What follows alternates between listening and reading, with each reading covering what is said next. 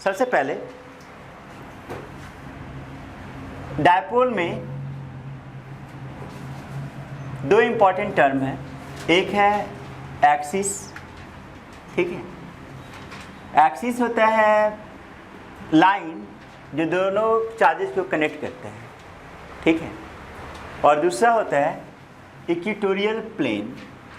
Equatorial plane बोल सकते हैं परपेंडिकुलर बाइसेक्टर होता है।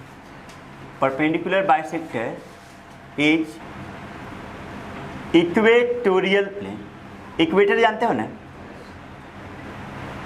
किसको बोलते हैं? Equatorial plane. Equatorial plane, equatorial plane मतलब परपेंडिकुलर बाइसेक्टर प्लेन। ये प्लेन है, लाइन नहीं, ठीक है।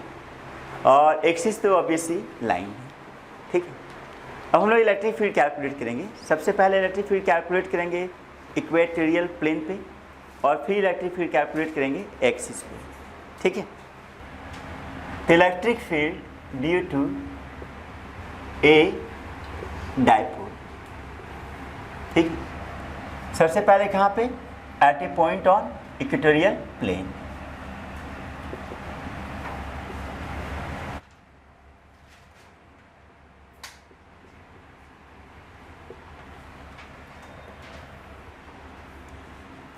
तो मान लो एक डायपोल है, इधर साइड प्लस क्यू चार्ज, इस साइड माइनस क्यू चार्ज, और डायपोल का लेंथ है 2a। सेंटर से एक साइड का डिस्टेंस a और सेंटर से दूसरा साइड का भी डिस्टेंस a, ठीक है। और परपेंडिकुलर बाइसेक्टर पे x डिस्टेंस पे किसी पॉइंट पे इलेक्ट्रिक फील्ड कैलकुलेट करना है, ठीक है। लेफ्ट साइड में जो चार्ज है उस पॉइंट का नाम दे दो a, राइट साइड में चार्ज जिस पॉइंट पे है उस पॉइंट का नाम दे दो b, और हम लोग को इस पॉइंट पे इलेक्ट्रिक फील्ड कैलकुलेट करना है, ठीक है। अच्छा, यहाँ पे कौन सा प्रिंसिपल यूज करेंगे? Principle of superposition. तो ए के कारण अगर इलेक्ट्रिक फील्ड कैलकुलेट करना चाहते हैं तो ए से इस पॉइंट तक का डिस्टेंस पहले बताना होगा। तो इतना दूर ए है, इतना दूर एक्स है, तो ये वाला डिस्टेंस क्या होगा? हाँ, तो under root A square plus X square. और ए के कारण इलेक्ट्रिक फील्ड ए से अवे होगा, मतलब ए के कारण इलेक्ट्रिक फील्ड इस साइड में होगा। इलेक्ट्रिक फील्ड का नाम दे दिए ई ए, ठीक है।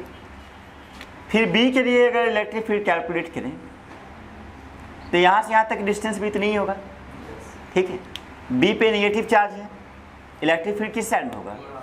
टुवर्ड्स बी, ठीक है। ए और ई बी दोनों का मैग्नीट्यूड इक्वल होगा या अनइक्वल होगा?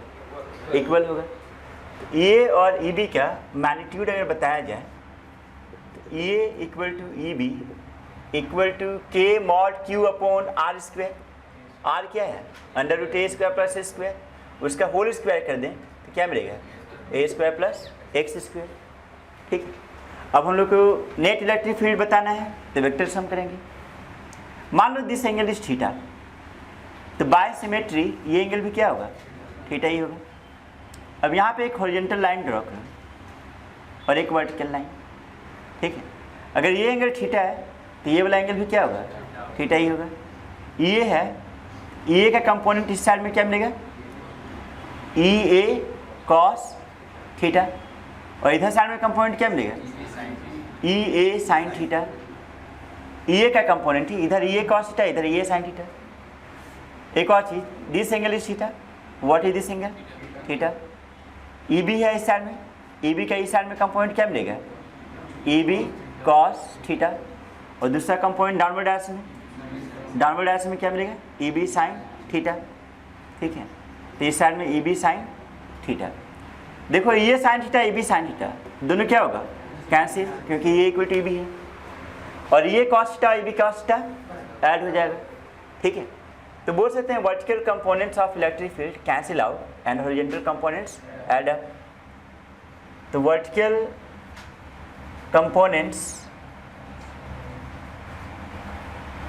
of electric field cancel out and horizontal components add up,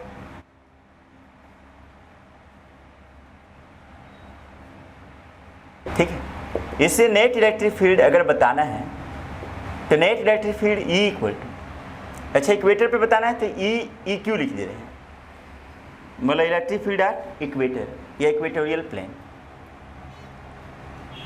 ये क्या होगा, तो ये cos theta plus B cos theta, क्योंकि sine theta component cancel out हो गया।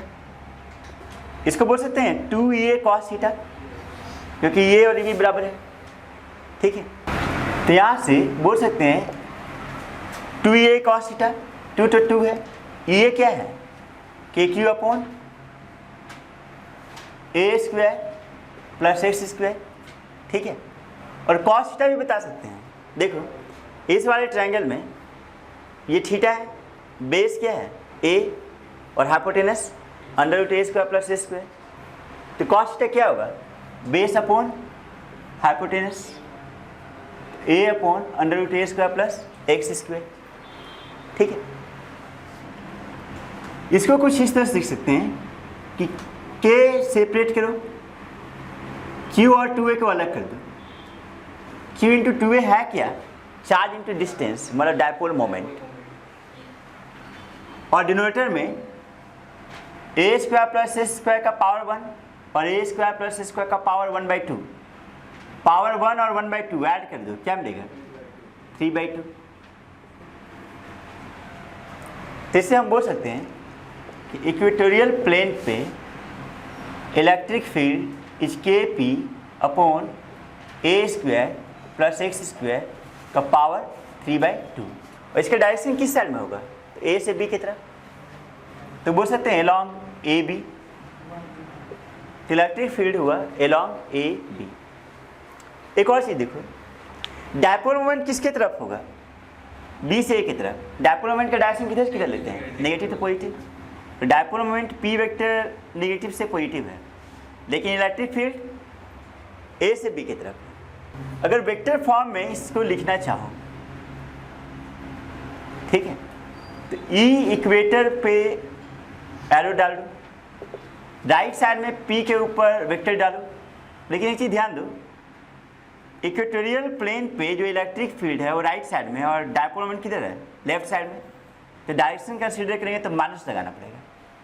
वेक्टर फॉर्म में डायरेक्शन भी कंसीडर कर रहे हैं तो यहाँ पे क्या लगाएंगे, माइनस, और डिनोमिनेटर में ए स्क्वायर प्लस एक्स स्क्वायर का पावर 3/2। तो इक्वेटोरियल प्लेन पे इलेक्ट्रिक फील्ड इज दिस।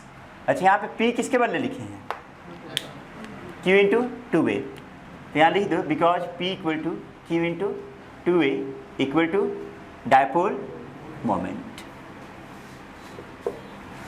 ठीक है। डायपोल में चार्जेस के बीच का सेपरेशन स्मॉल लेते हैं या लार्ज लेते हैं, स्मॉल, ठीक है। चार्जेस के बीच का सेपरेशन क्या लेते हैं, स्मॉल लेते हैं, ठीक है। तो जनरली जो डिस्टेंस x होता है वो a से बहुत बड़ा होता है, ठीक है। वैसे यहाँ पे कंपेरेबल डिस्टेंस दिए हैं, लेकिन एक स्पेशल केस कंसीडर कर रहे हैं।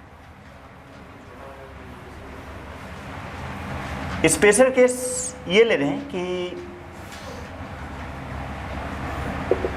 Eight a large distance from dipole,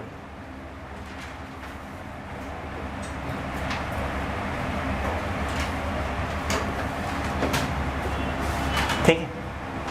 तो लार्ज डिस्टेंस पे इक्वेटोरियल प्लेन पे ही बोल सकते हो x a से बहुत बड़ा हो जाएगा, ठीक है। और डिनोमिनेटर में a square plus X square का टर्म, अगर x a से बहुत बड़ा हो जाएगा तो x स्क्वायर a स्क्वायर से और बड़ा होगा। तो अगर पूछा जाए a square plus a square का वैल्यू हम लोग क्या ले सकते हैं, एक्स स्क्वायर, तो इससे बोल सकते हैं कि इलेक्ट्रिक फील्ड इस वाले केस में इक्वेटोरियल प्लेन पे होगा minus kp vector upon a square plus A square का power 3/2, a square plus A square के यहाँ पे क्या लिखें, एक्स स्क्वायर पावर 3/2, 2 2 कैंसिल, ठीक है। तो हम लोग को मिला E equatorial equal to minus kp upon X cube. इसको याद रखिए इस रिजल्ट को, मतलब इस वाले केस में जब x बहुत बड़ा हो जाए ऐसे तब उस केस में इलेक्ट्रिक फील्ड क्या होगा, इस रिजल्ट को याद रखिए। वैसे डेरिवेशन इंपॉर्टेंट है from both point of view से, ठीक है। अच्छा एक चीज ध्यान दो, इलेक्ट्रिक फील्ड का मैग्नीट्यूड एक्स क्यूब के इन्वर्सली प्रोपोर्शनल है। अगर पॉइंट चार्ज लेते हैं तो पॉइंट चार्ज में जो इलेक्ट्रिक फील्ड होता है वो डिस्टेंस का स्क्वायर का इन्वर्सली प्रोपोर्शनल होता है, लेकिन यहाँ पे डिस्टेंस का क्यूब का इन्वर्सली प्रोपोर्शनल, ठीक है। अब इलेक्ट्रिक फील्ड कैलकुलेट करेंगे at a point on axial line, ठीक है। एक्सियल लाइन पे इलेक्ट्रिक फील्ड कैलकुलेट कर रहे हैं। देखो डायपोल में जो भी डिस्टेंस लेते हैं वो सेंटर से लेते हैं, डायपोल का सेंटर से, ठीक है। मान लो कि 2 पॉइंट चार्जेज हैं, एक प्लस क्यू दूसरा माइनस क्यू, लेंथ इसका 2a है, मतलब सेंटर से एक साइड का लेंथ a, ठीक है। और इसके एक्सियल लाइन पे लेकिन चार्ज के बीच में नहीं, आइदर राइट या फिर लेफ्ट, चार्ज के बीच में इसलिए नहीं ले रहे हैं क्योंकि डायपोल का लेंथ बहुत स्मॉल लिए जाते हैं, ठीक है। तो हम लोग इलेक्ट्रिक फील्ड कैलकुलेट कर रहे हैं आइदर राइट साइड में या फिर लेफ्ट साइड में। चलो राइट साइड में कैलकुलेट करते हैं इस जगह पे, ठीक है।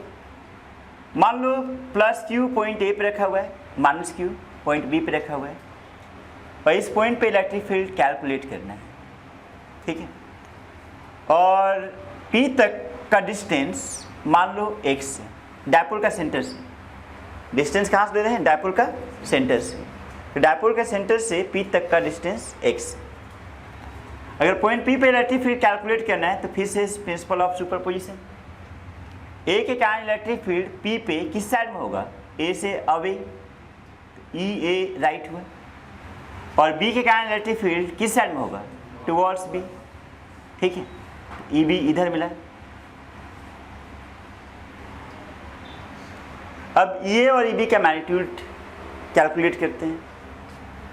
Electric field due to point charge A is a का मैग्नीट्यूड क्या होगा, के क्यू अपॉन डिस्टेंस का स्क्वायर। ए से पी तक का डिस्टेंस क्या होगा, ए प्लस एक्स, जिसको एक्स प्लस ए भी बोल सकते हैं, तो डिस्टेंस का होल स्क्वायर। और ये किस साइड में है, along ए बी, मतलब ए से बी की तरफ है ई ए। सिमिलरली बी के कारण अगर इलेक्ट्रिक फील्ड कैलकुलेट करें तो उसका मैग्नीट्यूड क्या होगा, के क्यू, के मॉड क्यू होता है फॉर्मूला में, तो नेगेटिव चार्ज है लेकिन मॉड लगाएंगे तो प्लस क्यू ही आएगा। और बी से पी तक का डिस्टेंस क्या होगा, एक्स मास ए, तो एक्स मास ए का होल स्क्वायर। इसका डायरेक्शन किस साइड में है, तो along बी ए, बी से ए की तरफ, मतलब इस साइड में, ठीक है। अब आपसे हम ये पूछेंगे ई ए बड़ा है या ई बी बड़ा है, बड़ा कौन है, ई बी बड़ा होगा, नियरर, हाँ माइनस प्लस से कोई फर्क नहीं पड़ता, मैग्नीट्यूड अगर बोल रहे हैं तो किसका मैग्नीट्यूड बड़ा होगा, हाँ बी के कारण जो इलेक्ट्रिक फील्ड होगा वो ज़्यादा होगा पॉइंट पी पे, क्योंकि पॉइंट पी बी से नज़दीक है, ठीक है। तो जिसके नज़दीक होगा उसी का इलेक्ट्रिक फील्ड क्या होगा, ज़्यादा होगा, क्योंकि दोनों चार्जेस का मैग्नीट्यूड तो सेम ही है, ठीक है। तो ई बी ये से बड़ा है और यहाँ पे डायरेक्शन अपोजिट साइड में है, तो जो नेट इलेक्ट्रिक फील्ड होगा उसका मैग्नीट्यूड दोनों का डिफरेंस होगा, ठीक है। और नेट इलेक्ट्रिक फील्ड का डायरेक्शन किसके साइड में होगा, ई बी के साइड में या ई ए के साइड में, ई बी के साइड में, ई बी के साइड में, ठीक है। तो net electric field E B के साइड में होगा। तो net electric field at point P is E axial लिख दे रहे हैं, ई एक्सिस लिख देते हैं, ठीक है, equal to E B minus E A. हम ई बी माइनस ई ए इसलिए ले रहे हैं क्योंकि ई बी बड़ा है ई ए से, ठीक है।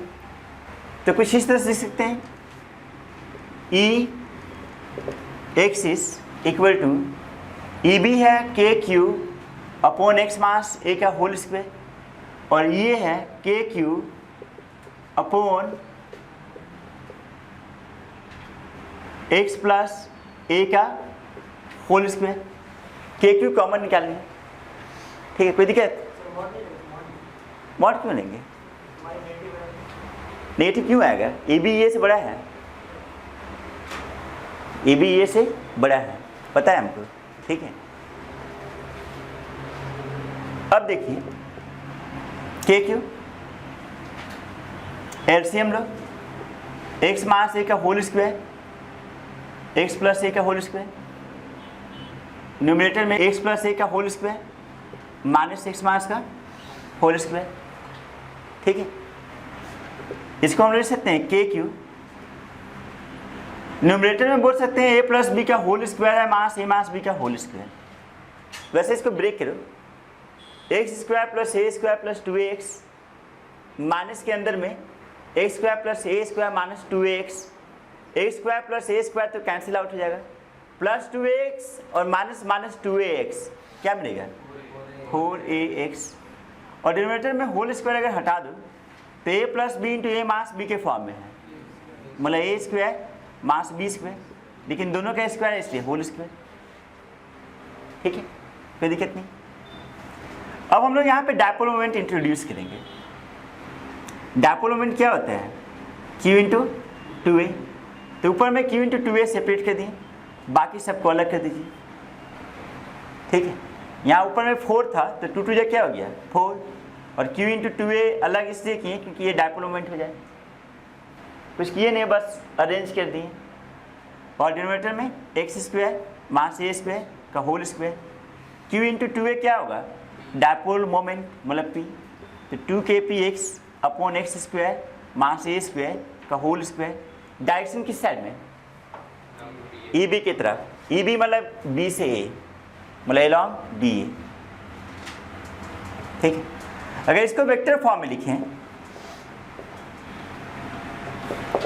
तो देखो डायपोल मोमेंट किस साइड में होगा, डायपोल मोमेंट नेगेटिव से पॉजिटिव चार्ज की तरफ, और नेट इलेक्ट्रिक फील्ड भी उसी साइड में है, मतलब इस बार अगर वेक्टर फॉर्म में लिखेंगे तो माइनस साइन देने की जरूरत नहीं है।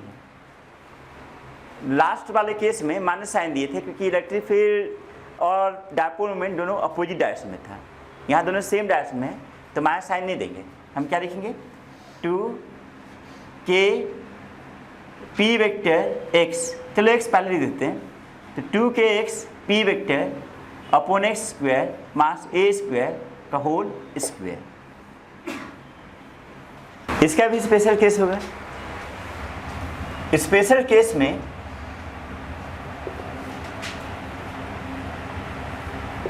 हम लोग at a large distance from dipole consider करेंगे, at a large distance from dipole, तो at a large distance from dipole X is much greater than A, ठीक है। तो डिनोमिनेटर में टर्म है X square minus A square का whole square, ठीक है। तो हम लोग लिख सकते हैं x square minus A square को क्या लिख सकते हैं एक्स स्क्वायर, तो इसलिए अगर ई एक्सिस चाहिए तो मिलेगा 2x p vector upon denominator में X square minus A square के यहाँ पे एक्स स्क्वायर का होल स्क्वायर, ऊपर x है और नीचे इसका पावर 4 है, तो अल्टीमेटली क्या मिलेगा 2k p vector upon x cube, ठीक है। एक चीज़ ध्यान दो, इलेक्ट्रिक फील्ड का मैग्नीट्यूड यहाँ पे भी एक्स क्यूब के इनवर्सली प्रोपोर्शनल, मतलब डायपोल से अगर लार्ज डिस्टेंस के बारे में बात करें तो पॉइंट इक्वेटोरियल प्लेन पे हो या एक्सियल प्लेन पे हो, electric field is inversely proportional to distance का क्यूब, लेकिन पॉइंट चार्ज के कारण इलेक्ट्रिक फील्ड डिस्टेंस का स्क्वायर का इनवर्सली प्रोपोर्शनल होता है, ठीक है। और इस रिजल्ट को भी याद रखिए एट ए लार्ज डिस्टेंस के लिए, ये रिजल्ट पीछे वाला रिजल्ट का 2 टाइम्स है, लेकिन उसमें माइनस था, यहाँ पे क्या है प्लस, ठीक है। फिर इसके बाद कुछ काम का चीज़ ये है कि कुछ अप्रॉक्सीमेशन है जिसको याद रखना है, और उससे मतलब हर साल कंपटीशन में भी ये क्वेश्चन आता है और फिजिक्स में कहीं ना कहीं यूज होगा ही। देखो बायनोमियल एक्सपेंशन पढ़े होंगे स्टैंडर्ड 11th में, ठीक है। 1 plus x raise to the power of n अगर पूछा जाए तब ये क्या होगा 1 प्लस nx, लेकिन under the condition x is much smaller than 1, 1 plus x का पावर एन को क्या लिख सकते हैं, 1 plus n x under the condition x is much smaller than 1। ये प्रॉब्लम को हाईली सिंप्लीफाई कर दे रहा है। कैसे? जैसे 1 प्लस एस का पावर 20 रहे तो पावर 20 हो जाएगा। अगर आप ये कीजिए, ब्रेक कीजिए, नानी याद आ जाएगा। बानोमियल लगा के ब्रेक कीजिए, नानी याद आ जाएगा। ठीक है, उसमें 21 टर्म होगा। लेकिन अगर x 1 से बहुत ही स्मॉलर हो जाए तो 1 प्लस एस का पावर 20 को क्या लिख देंगे, 1 प्लस 20x। जैसे कुछ एग्जाम्पल लेते हैं। मान लीजिए कि a by R is much smaller than 1। Just हम एग्जाम्पल ले रहे हैं और बोला है कि find the value of 1 plus under root 1 plus A by R. ठीक है, तो इसको हम लोग लिख सकते हैं 1 प्लस ए बाई आर का पावर 1/2, क्योंकि ए बाई आर 1 से बहुत छोटा है तो इसको क्या लिख सकते हैं, 1 प्लस 1/2 ए बाई आर। ठीक है, तो इस तरह की सिचुएशन में ये बहुत काम करेगा। दूसरा फिर क्लास 11th में पढ़े हैं कोसाइन रूल। मान लो एक ट्रायंगल है, ठीक है, ट्रायंगल है ABC।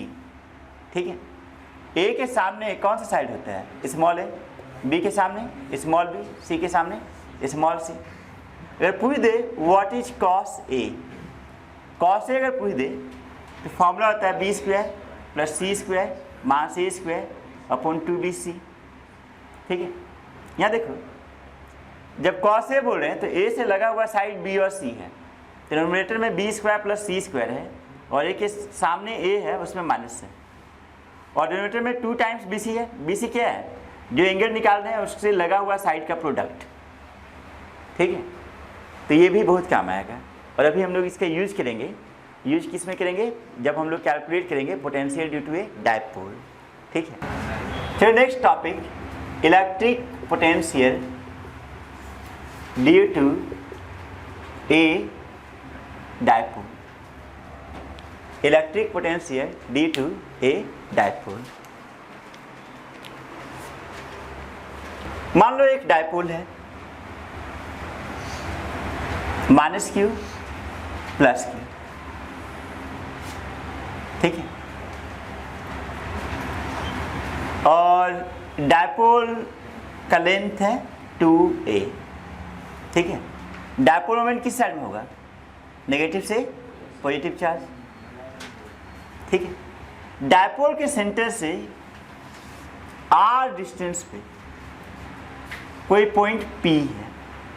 पॉइंट P पे इलेक्ट्रिक फील्ड कैलकुलेट करना है under the condition dipole is short या फिर r is much larger than a।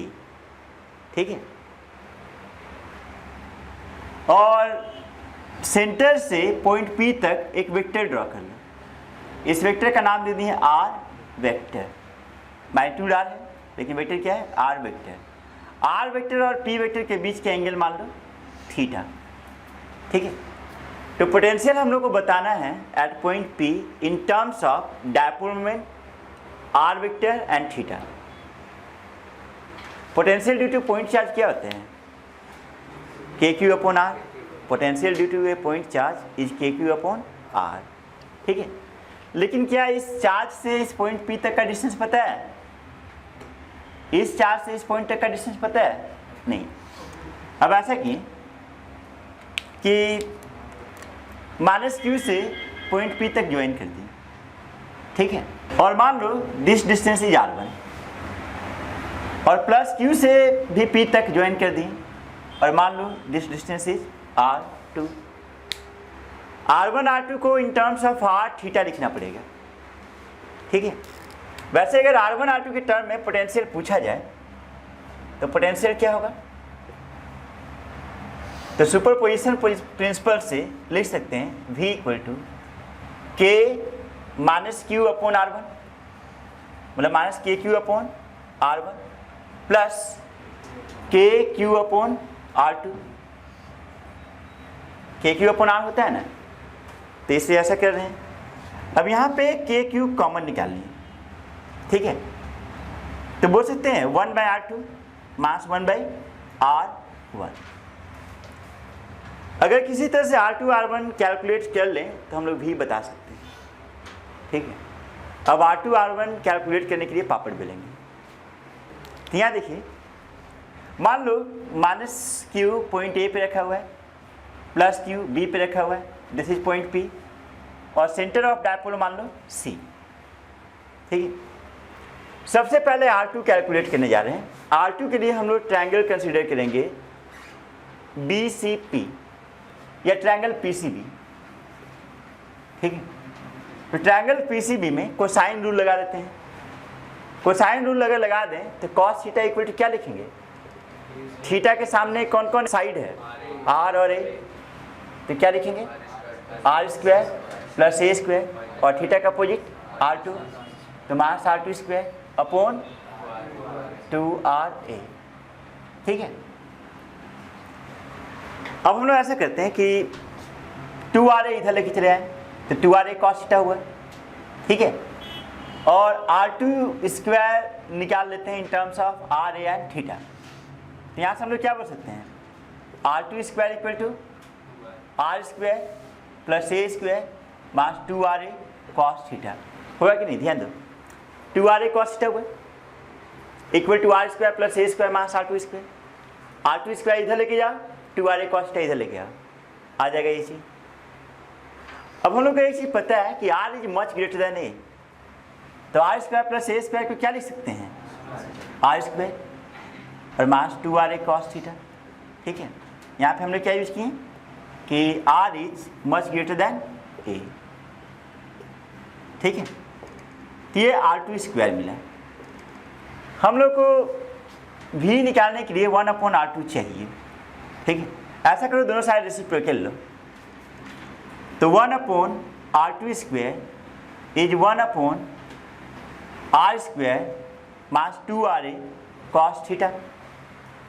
ठीक है, अब हम लोग कुछ करते हैं यहाँ पे, ऐसा करते हैं कि R स्क्वायर कॉमन निकालनी है, डिनोमिनेटर से R स्क्वायर कॉमन निकालनी है। तो R स्क्वायर कॉमन निकालनी है, तो इसका 1 बचा, इसमें R स्क्वायर कॉमन निकल गया, मतलब क्या बचा? 2A cos theta upon R। ठीक है, ऐसा हुआ। ये 1/R2 स्क्वायर है, तो 1/R2 क्या होगा? 1/R2 मतलब स्क्वायर रूट लेंगे, तो 1/R स्क्वायर का स्क्वायर रूट 1/R, और इसका स्क्वायर रूट क्या होगा? 1 minus 2A cos theta upon R। ठीक है, 1/R नीचे ही रहने दो, इसको ऊपर लेके जाओ। अगर इसको ऊपर लेके जाओगे तो क्या लिख सकते हो? 1 minus 2A cos theta upon R का पावर माइनस 1/2। अब कुछ से समझ में आ गया होगा, कुछ करने वाले हैं हम लोग यहाँ पे। ठीक है, क्या यूज करेंगे? बाइनोमियल। अच्छा, यहाँ पे बाइनोमियल यूज करने के लिए x जो होना चाहिए 1 से बहुत स्मॉल होना चाहिए। चेक किया जाए, R A से बहुत बड़ा है। अगर R A से बहुत बड़ा हो तो A/R 1 से बहुत बड़ा होगा या 1 से बहुत छोटा होगा? 1 से बहुत छोटा होगा। A/R में डिनोमिनेटर बहुत बड़ा है, डिनोमिनेटर अगर बहुत बड़ा हो जाए तो ओवरऑल वैल्यू 1 से बहुत छोटा होगा। ठीक है, और cos थीटा बड़ा नहीं करेगा, cos थीटा छोटा ही करेगा, क्योंकि cos थीटा का वैल्यू 1 से बड़ा नहीं होता है। ठीक है, तो cos थीटा इसको और क्या करेगा? छोटा ही करेगा। ठीक है, मतलब बोल सकते हैं ये वाला जो टर्म है 1 से बहुत छोटा है। ठीक है, तो 1 से ये बहुत छोटा है, तो यहाँ पे आराम से बाइनोमियल लगा सकते हैं। ठीक है, तो हम लोग लिख सकते हैं 1/R2 equal to 1/R to 1 minus, यहाँ पे क्या आएगा? माइनस 1/2 आगे आ जाएगा, माइनस क्या आ जाएगा? Plus 1/2 into 2A cos theta upon R। यहाँ पे क्या यूज किए? तो using binomial expansion. Binomial expansion क्या है? 1 प्लस x का power n equal to 1 plus nx if x is much smaller than 1। ठीक है, 2 कैंसिल आउट हो जाएगा, हम यहाँ लिख देते हैं 2 कैंसिल आउट हो गया, तो 1/R2 क्या मिला? 1/R। ठीक है, into 1 plus A cos theta upon R।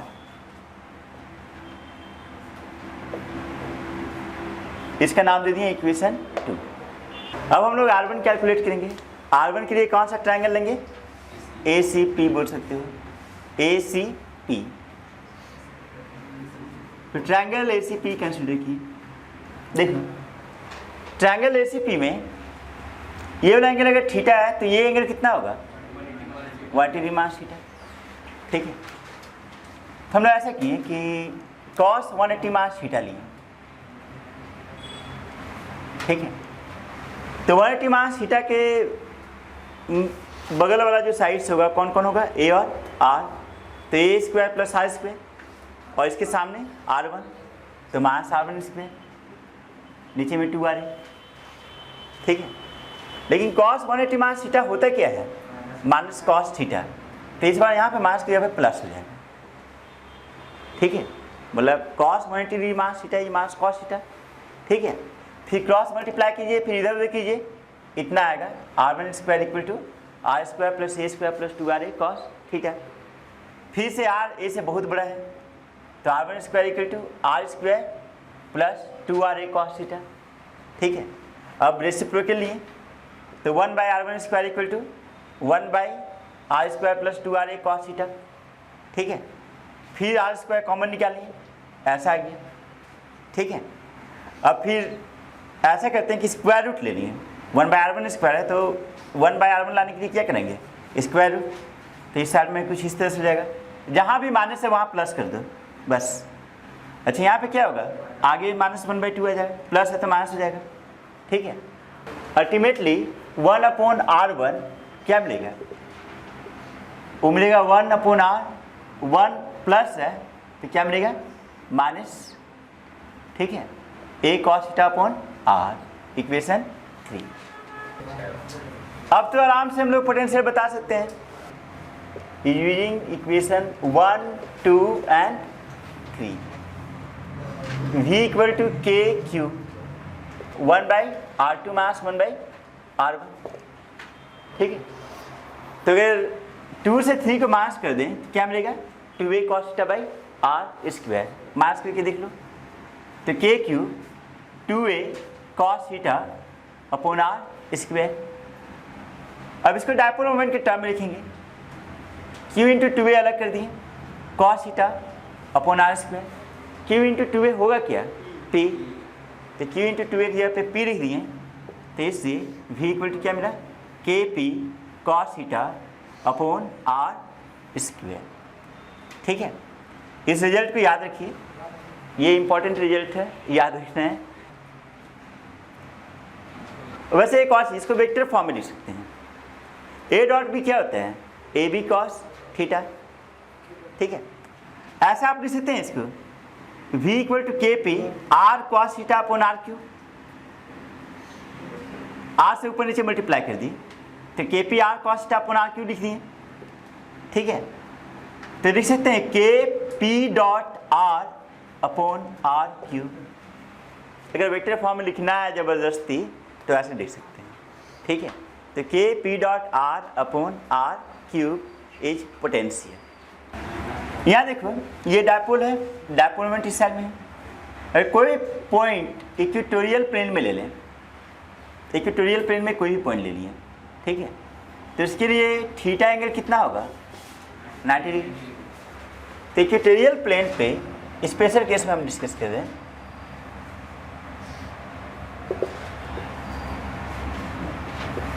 at any point on equatorial plane,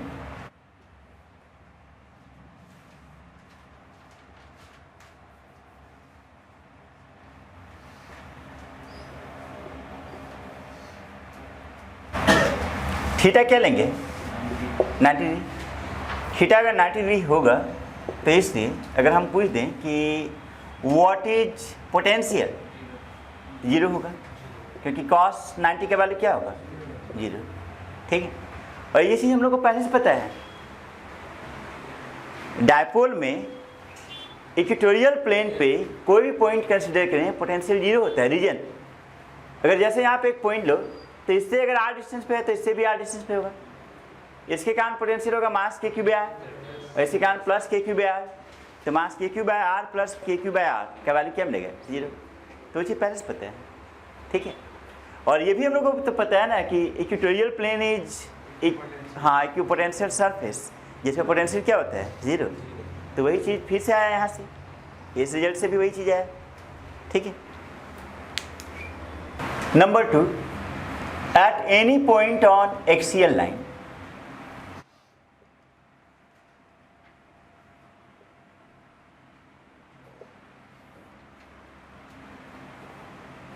अच्छा, एक्सियल लाइन में डायपोल के बीच में बात नहीं करते हैं, डायपोल के बाहर ही बात करते हैं, ठीक है। मतलब आइदर इस साइड में लो या फिर इस साइड में लो। आर वेक्टर सेंटर से लिया जाता है, अगर राइट साइड में हो जाए तो आर वेक्टर इधर हो जाएगा और डायपोल मोमेंट किधर है, उसी साइड में। तो आर वेक्टर इधर है और डायपोल मोमेंट भी इधर है, तो थीटा कितना होगा 0 डिग्री। लेकिन अगर इधर हो जाए तो आर वेक्टर इधर, पी उधर, दोनों के बीच का एंगल कितना होगा 180 डिग्री। मतलब इस केस में थीटा आइदर 0 डिग्री होगा या फिर 180 डिग्री होगा। थीटा अगर 0 डिग्री या 180 डिग्री हो तो कॉस थीटा क्या होगा, आइदर +1 या फिर -1। तो v इक्वल टू क्या मिलेगा, प्लस मास के पी कॉस थीटा, तो प्लस मास 1 हो ही गया, और नीचे में r स्क्वायर, ठीक है। मतलब प्लस मास के पी अपॉन आर स्क्वायर। देखिए ध्यान दो, potential due to point charge is inversely proportional to R, लेकिन डायपोल के कारण inversely proportional to R square. कहीं भी किसी भी जगह v डायपोल के कारण inversely proportional to R square.